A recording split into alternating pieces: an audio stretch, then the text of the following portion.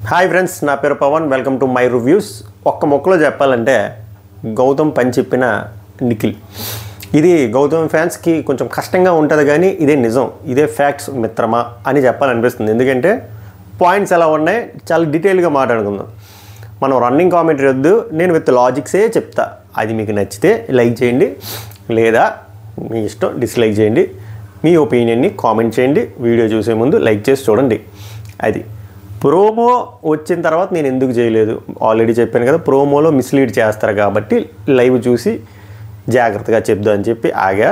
లైవ్లో కూడా హెచ్మీ point cut చేస్తారు, బట్ నాకు అది అర్థమైన తర్వాత కాన్వర్జేషన్లు డాట్లు కనెక్ట్ చేస్తే I have got the clarity. ముందు గౌతమ్ వర్సెస్ నిఖిల్ ఏదైతే అయింది, ఇది నామినేషన్ ప్రాసెసే, సింపుల్. ఎవరైతే సేవ్ అవుతారో వాళ్ళు తప్ప మిగిలిన వాళ్ళందరూ నామినేషన్స్లో ఉంటారు. So which is nothing but nominations. ఆ సెకండ్ ఫైనలిస్ట్లు ఎవరో తెలియదు, చూద్దాం ఎవరవుతారో. సో ఈ గౌతమ్ వర్సెస్ నిఖిల్ గొడవ కంటే ముందు నాది ఒక స్ట్రైట్ పాయింట్ మాట గౌతమ్ ఫ్యాన్స్కి. ఫ్యాన్స్ కూడా పక్కన పెడితే గౌతమ్ పిఆర్లకి నా పాయింట్ చెప్పండి. ఎందుకు గౌతమ్ బాబు ఇప్పుడు విష్ణుప్రియ ఏదైతే పాయింట్లు మంచిగా అడిగిందో చాలా మంచిగా అడిగింది. నిజంగా నీకు నేను అప్రిషియేట్ చేస్తాను. బయట నుంచి వచ్చిన నేను అందరూ టాప్లో పెట్టారు, బట్ నాకు నీకు కనబడట్లే. నాకు మిగిలిన ఎవరు అందరి మీద అయినా ఒక క్లారిటీ ఉంది, అప్స్ అండ్ డౌన్స్. నీకు తెలియట్లేదు, నువ్వేం ఆడుతున్నావు నాకు తెలియట్లేదు అన్నప్పుడు దానికి ప్రాపర్ డిఫెన్స్ లేదు. అదంతా అయిపోయిన తర్వాత ఎందుకు కెమెరాకి చెప్తాడు అవన్నీ? నేను ఎందుకు ఆ స్వచ్ఛమైన తెలుగులు ఎందుకు వచ్చేస్తున్నాయి అంటే ఏం ప్రూవ్ చేద్దాం అనేది? అదేదో ప్రూవ్ చేసుకుని అక్కడ నామినేషన్లో పాయింట్ పెట్టచ్చు కదా, మాట్లాడచ్చు కదా డిఫెన్స్లోని. ఎప్పుడైనా గమనించింది గౌతమ్కి ఏమైనా ప్రేరణ దగ్గర కూడా అదే జరిగింది. ఏమైనా పాయింట్ పెడితే ఆ పాయింట్కి ఆన్సర్ లేకపోతే అది కట్ చేసేసి నేను సోలో బాయ్, నేను చాలా అన్బయాస్డ్గా ఉంటాను, అది స్వచ్ఛమైన తెలుగు భరత్ అని నేను సినిమాలో మహేష్ బాబు డైలాగులు చెప్తాడు. అది కాదు క్వశ్చన్, పాయింట్కి రా. నిన్ను పాయింట్ ఏం అడిగాను దానికి ఆన్సర్ చెప్పు. ప్రతిదానికి ఆన్సర్ సోలో బాయ్ అయినా, ప్రతిదానికి ఆన్సర్ ఇండివిజువల్ ప్లేయర్ అయినా, ప్రతిదానికి ఆన్సర్ నేను బయాస్డ్గా ఉండను మీరు గ్రూప్ అయినా. క్వశ్చన్ ఏంటి, ఆన్సర్ ఏంటి? 2+2 ఎంత అంటే మన ఇండియన్స్ పిఎం ఏమో మా నరేంద్ర మోడీ అని చెప్తాడు. ఏంది ఆ క్వశ్చన్ ఏంటి, ఆన్సర్ ఏంటి? అలా ఉంటాయి. ఆ కెమెరాలతో మాట్లాడడం ఎందుకు? ఇప్పుడు వీళ్ళు గౌతమ్ పాయింట్ ఆఫ్ వ్యూలో వీళ్ళు ముగ్గురు నలుగురు కలిపి ఆడితే గ్రూప్ గేమ్ అన్నప్పుడు, నా పాయింట్ ఆఫ్ వ్యూలో ప్రతిరోజు నువ్వు బిగ్ బాస్ హౌస్కి జనాలతో ఉండడానికి వచ్చావా లేకపోతే కెమెరాలతో మాట్లాడడానికి వచ్చావా? కెమెరాలతో మాట్లాడితే నాకు అది కూడా గ్రూప్ గేమే, కెమెరాలతో గ్రూప్ గేమ్. జనాలకి అదే కదా. ఎందుకు వస్తామానికి కెమెరా ఆ కెమెరా కాన్షియస్ ఏంటి, ఆ కెమెరా అబ్సెషన్ ఏంటి, ఆ ఎర్రతో వాళ్ళ అబ్సెషన్ ఏంటి? నిజంగా ఇప్పుడు నేను పవన్ కళ్యాణ్ ఫ్యానే. ఇప్పుడు ఇది ఎందుకు పెట్టుకున్నా, ఇది హెయిర్ వెట్టగవుతుందని పెట్టుకున్నా. ఇదే ప్లేస్లో నేను ఎర్రతుండి కట్టేసుకోవచ్చు. నాకు అలా ఇష్టం లేదు. ఇప్పుడు నేను పవన్ కళ్యాణ్ ఫ్యాన్ అని చెప్పి ప్రపంచానికి తెలియాలా? అది నాకు ఆ సానుభూతి కావాలా? నాకు వద్దు. మామూలుగా చేయి. ఏమేనంటే కొంతమంది ఫ్యాన్స్ ధైర్యం కావాలన్నా గౌతమ్ కృష్ణకి ఎర్రతోవాలు కడితేనే ధైర్యం వస్తుంది. ఇది మరి సీజన్ 7లో ఎందుకు ఎర్రతోవాలు కట్టలే? అది ఎలిమినేట్ అయిన తర్వాత తెలుసుకున్నాడా తువ్వాలు కడితేనే వస్తుందని చెప్పి. అవి నాకు కొంచెం ఇప్పుడు ఉన్నాయి, నిఖిల్వి మిస్టేక్స్ ఉన్నాయి.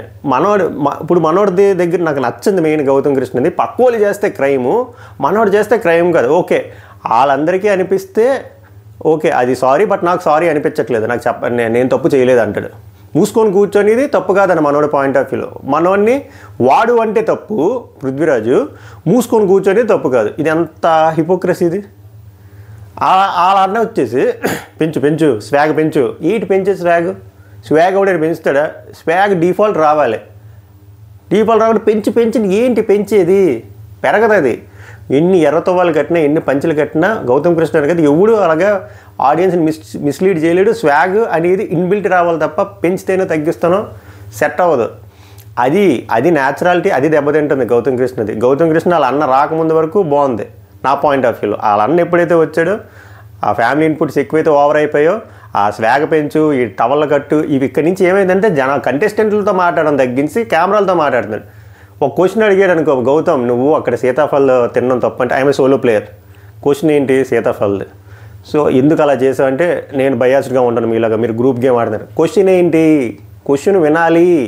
ఆ క్వశ్చన్కి ఆన్సరు డిఫాల్ట్ 2-3 ఆన్సర్లు ఇవ్వకూడదు. క్వశ్చన్ ఏంటి అది విని అర్థం చేసుకుని దానికి ఆన్సర్ ఇవ్వాలి. ఆ స్క్రీన్ ప్లే నిఖిల్ చెప్తున్నాడు ఈరోజు. Nikhil for the first time ఒక 5 వారాల తర్వాత వాకల్ అయ్యాడు. అది చేంజ్ అంటే చేంజ్ మంచిదే కదా. ఇప్పుడు నిఖిల్ అనే కాదు, వచ్చిన రాయల్స్ కదా వైల్డ్ కార్డ్స్, ఇంకా ఇప్పుడు ఉన్నవాళ్ళు ఇంకా కరెక్ట్గా చెప్పాలంటే ప్రతి వాళ్ళు కాటన్ సీడ్ కబుర్లు ఏంటంటే మీకు ఫ్యామిలీ వీక్ తర్వాత ఇన్పుట్స్ వస్తే మారిపోయారు, ముందు ఎలా ఉన్నారు ఇప్పుడు ఎలా ఉన్నారు. ఇది పొరపాటున మారకపోతే ఏంది ఎంత యారగెంట్ పర్సన్స్ ఎంత రెక్లెస్గా ఉన్నారు, వాళ్ళు వచ్చి ఇన్పుట్స్ ఇచ్చినా కూడా మారలేదు, ఏం మనుషులు రా బాబు. మరి ఏందిరా, మరి ఏం చేయలేరు? మారితే బాధ, మారకపోతే బాధ. ఇప్పుడు నిఖిల్ గట్టిగా మాట్లాడితే బాధ, గట్టిగా మాట్లాడకపోతే మీ అమ్మ చెప్పింది కాబట్టి నువ్వు మాట్లాడలేదు, గట్టిగా మాట్లాడితే ఇదే నీ నిజ స్వరూపం. ఇది అందరికీ వర్తిస్తుంది ఓజీ వాళ్ళకి. ఇంకా ఏం చెప్పాలి పాయింట్లలో? అది ఇంప్రూవ్మెంట్స్ ఉంటే తీసుకొని ముందుకెళ్ళాలి. దట్ ఈస్ కాల్డ్ లైఫ్, అంతే, అంతకు మించి చేయలేదు. ఏమి వాళ్ళ అన్న వచ్చి పెంచమన్నోడు స్వాగ పెంచలేదా, డోసేజీలు పెరగట్లేదు, అక్కడ కెమెరాతో డిస్కషన్లు అవ్వట్లేదా, మరి అదేంటి? అది అలా ఉంటుంది. ఇప్పుడు నిఖిల్ ఏం చెప్పాడు, నాకు బేసిక్గా గౌతమ్ కృష్ణ విషయంలో రెండు బాగా నచ్చలేదు. ఒకటి మిత్రమా అని చెప్పి అంత ఆప్యాయతగా, అంత సింగులర్లో కూడా కాదు ప్లూరల్లో మాట్లాడుతుంది వాళ్ళు. అక్కడ పాయింట్కి ఆన్సర్ రాలేనప్పుడు మూసుకొని కూర్చో అన్నది రాంగ్, అది చాలా డిస్రెస్పెక్ట్ఫుల్. అక్కడ ఆర్గ్యుమెంట్స్ ఓడిపోతున్నానని తెలిసి అవుట్ ఆఫ్ ఫ్రస్ట్రేషన్ వచ్చినట్టు అనిపించింది, అది రాంగ్. అది రాంగ్ అని మనోడు ఫీల్ అయినా కూడా అది నేను చేసింది తప్పు కాదు, నీకు అలా అనిపిస్తుందేమో అంటున్నాడు చూసారా, అది హైలైట్. మిగిలిన వాళ్ళు చేస్తే అది పెద్ద క్రైము, మనోడు చేస్తే అస్సలు కాదు, అది అసలు డిక్షనరీ కూడా లేదు, డిక్షనరీలో కూడా చాలా మంచి పదం. ఇంకోటి వాడుకుంటున్నావు, యష్మిని నువ్వు వాడుకొని వెళ్తున్నావు అనే పెద్ద మాట, అది చాలా రాంగ్. దానికి మనోడు కవరింగ్ ఎలా ఇచ్చాడంటే, నువ్వు నన్ను అలా అన్నావు కదా, నువ్వు నన్ను ఆడుకొని వెళ్తున్నాను అన్నావు కదా, వాడుకోవడం ఒకటే. ఫస్ట్ థింగ్ ఆడుకోవడం డిఫరెన్స్. నిఖిల్ చెప్పింది వేరే, అది క్లియర్గా ఎక్స్ప్లెయిన్ చేస్తాను. బట్ మనోడు ఒక అమ్మాయిని యూజ్ చేసి ఒక హౌస్లో లేని అమ్మాయిని యూజ్ చేసి ఒక లేబుల్ చేసేది చూసారు ఒక క్యారెక్టర్ మీద, అది రాంగ్. ఎందుకు రాంగ్ రా అంటే, సేమ్ అదే అమ్మాయి అందరినీ పిలిచి క్లియర్గా ఆ లివింగ్ రూమ్లో నిఖిల్ నన్ను ఏమీ వాడుకోలేదు, వాళ్ళంతా చెప్పింది రాంగు, నేను ఆడుకుంటున్నాను అంత స్పష్టంగా చెప్పింది అమ్మాయి పాయింట్లనే దాన్ని కాంట్రడిక్ట్ చేసి అమ్మాయి వెళ్ళిపోయిన తర్వాత అమ్మాయిని యూజ్ చేసి ఒక పర్సన్ బ్యాడ్ చేయడం రాంగ్. ఇదే కదా మనోడు మెయిన్ పాయింట్. ఏంటి, నువ్వు మొన్న నామినేషన్స్లో నన్ను పోర్ట్రే చేస్తున్నా అన్నావు కదా, నువ్వు నాకు నచ్చలేదు, అదే ఆ పాయింట్ నాకు నచ్చలేదని చెప్పి ఆ పాయింట్ మీద మనోడు కాల్చడానికి వస్తే నిఖిల్ కూడా అదే చెప్పాడు కదా, మరి నువ్వు అదే కదా చేస్తున్నావు అని చెప్పి, అదే కదా హెన్స్ ప్రూవ్డ్. అక్కడ లేని పాయింట్, ఒక అమ్మాయి డైరెక్ట్గా వచ్చి చెప్పిన పాయింట్నే దాన్ని తిప్పి ఆ లేని అమ్మాయిని ఇక్కడ మనోడు క్యారెక్టర్ని అసాసినేట్ చేసిందని పోర్ట్రే చేయడమే కదా జనాల్ని. మనం పోర్ట్రే చేస్తే అవ్వదు మచ్చా అంటే బిగ్ బాస్ హౌస్లో జరిగేది అదే, మనం ఏది పోర్ట్రేట్ చేస్తే అది వెళ్తుంది జనాలకి. వాళ్ళకి ఏం తెలియదు, అన్ని కోణాల్లో ఆలోచిస్తారా. ఇప్పుడు వీళ్ళిద్దరి మధ్యలో డిస్కషన్ అవుతుంది, ఇద్దరి మధ్యలో ఇంకో డిస్కషన్ అవుతుంది, బాత్రూంలో ఒక డిస్కషన్ అవుతుంది, ఆ స్మోకింగ్ జోన్లో ఇంకో డిస్కషన్ అవుతుంది. బిగ్ బాస్ ఏం చూపించాలనుకుంటాడు అదే చూపిస్తాడు. సో అదే పోర్ట్రేలు, ఏది కనబడుతుంది, ఏది పోర్ట్రే చేస్తే అదే కనబడుతుంది. మనోడు అలాగే పోర్ట్రే చేస్తున్నాడు, అదే సక్సెస్ఫుల్ అయింది నీ స్క్రీన్ ప్లే అని చెప్పి. నువ్వు ఎలా చేస్తావంటే, నువ్వు ఒకరితో మంచుకుంటావు, తర్వాత గొడవ పెట్టుకుంటావు, దాని తర్వాత వాళ్ళని నామినేషన్లు వేస్తావు, దాని తర్వాత అంత అయిపోతుంది, దాని తర్వాత మళ్ళీ నువ్వు వచ్చి వాళ్ళకే హెల్ప్ చేస్తావు. దాన్ని బట్టి ఏంటంటే నువ్వు చాలా ఉత్తముడివి, నువ్వు సోలో బాయ్వి, నువ్వు ఇండివిజువల్వి, నువ్వు ఫ్రెండ్షిప్కి బయాస్డ్గా ఉండవు అని చెప్పి మంచి ఎగ్జాంపుల్ ఇచ్చాడు. ప్రేరణాది ఎగ్జాంపుల్ ఇచ్చాడు, టేస్టీ తేజ ఎగ్జాంపుల్ ఇచ్చాడు. టేస్టీ తేజ నేనే కదా ఇప్పుడు నిఖిల్ పాయింట్లు ఏంటి, నువ్వు అంత బయాస్డ్గా ఉండవు, అంత అన్బయాస్డ్ పర్సన్ అన్నప్పుడు పాము నోట్లోని గుడ్డ వేయడం అనేది విచ్ ఈజ్ రాంగ్. అక్కడ నువ్వు ఎందుకు డిస్కషన్లోకి రాలేదు. టేస్టీ తేజ దగ్గర, యష్మి దగ్గర కూడా డిస్కషన్లోకి ఎందుకు రాలేవు, ఎందుకంటే అక్కడ నిఖిల్ లేడు, సింపుల్. అలాగే ఇప్పుడు రోహిణి విష్ణుప్రియ అయిన డిస్కషన్లో కూడా నువ్వు ఎందుకు రాలేదు, ఎందుకంటే అక్కడ నిఖిల్ లేడు. మనోడికి కావాల్సింది ఒకటే కాన్సెప్ట్, ఒకటి అనుకొని వచ్చాడు, ఎక్కడ దొరికితే అక్కడ మనం పాయింట్అవుట్ చేద్దాం చెప్పి చెయ్యు. బట్ అదే ఆర్గానిక్ వేలో ఉండాలి. ముందు జరిగింది పానీపట్ దాంట్లో వర్కౌట్ అయింది, ఎందుకంటే అక్కడ నిఖిల్ మిస్టేక్ ఉంది. ప్రతిసారి అది వర్కౌట్ అవ్వదు కదా. మిస్టేక్ లేకుండా నువ్వు మిస్టేక్ చేసావు అంటే audience are watching 24/7, not only 1 hour episode. So Nikhil point అదే, నీ స్క్రీన్ ప్లే అదే. నువ్వు మంచోడివి, నువ్వు సోలో బాయ్వి, నువ్వు ఫ్రెండ్షిప్ని అడ్డం పెట్టుకొని ఆడవు అని చెప్పే ప్రక్రియలో నువ్వు ఫ్రెండ్నే కాల్ చేస్తావు, ఫ్రెండ్నే చంపేస్తావు. నేను అలా కాడును, ఫ్రెండ్ అంటే ఫ్రెండే, నాకు పృథ్వీ ఫ్రెండ్ కాబట్టి నేను పక్కకు వచ్చి చెప్పా, నువ్వు నాకు ఫ్రెండ్ కాబట్టి నీకు నామినేషన్ వేసేస్తా. ఇది పాయింట్. ఈ పాయింట్కి మనోడు ఏదేదో ఎక్స్ప్లెయిన్ చేశాడు, మొత్తం భూమి చుట్టూరు తిప్పాడు గుండ్రంగా. యష్మితో ఇంటరాక్షన్ డే 1 నుంచి ఏమైంది, పాయింట్ అది కాదు. నువ్వు యష్మిని హౌస్లో నుంచి వెళ్ళిపోవాలని చెప్పి నామినేట్ చేసిన పర్సన్వి, టికెట్ టు ఫినాలే అంటే ఏంటి, ఫైనలిస్ట్ అవ్వాలని. ఆ టాస్క్లో నువ్వు యష్మి అన్న ప్రేరణని ముందు వారం నువ్వు ప్రేరణని నామినేట్ చేసావు, నువ్వు హౌస్లో ఉండకూడదని చెప్పి.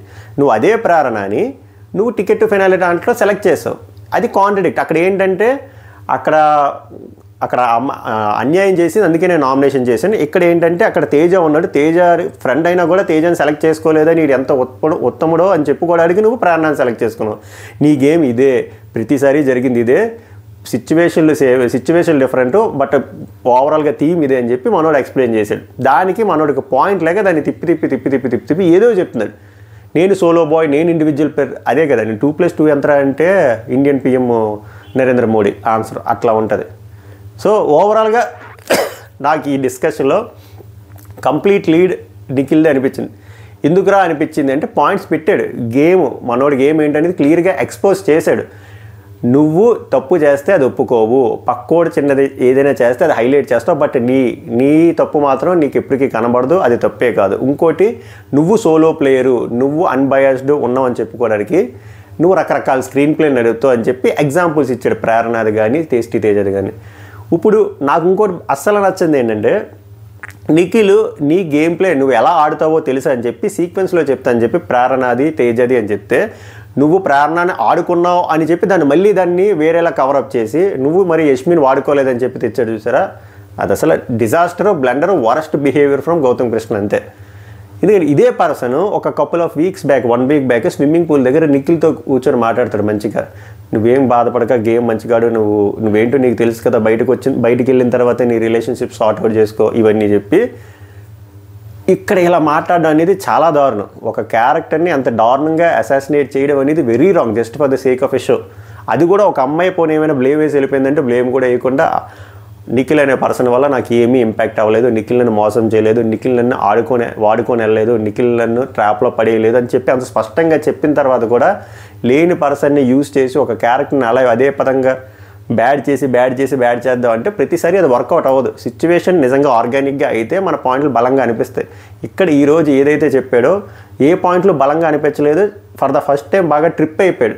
పాయింట్ లేక మూసుకొని కూర్చోండము, యష్మిని వాడుకున్నాం అన్నాం, అక్కడ చాలా వీక్ అయిపోయాడు. బాగా వీక్ కూడా కాదు, ఇంకా చెప్పాలంటే దిగజారిపోయాడు మాట గౌతమ్ కృష్ణ ఈరోజు డిస్కషన్స్లో. చాలా వరస్ట్గా అనిపించింది. అది బలుపుతో వచ్చిందో ఓవర్ కాన్ఫిడెన్స్తో వచ్చిందో మనకు తెలియదు, కానీ ప్రీవియస్ నామినేషన్స్తో పోలిస్తే ఇది చాలా వరస్ట్గా ఉంది.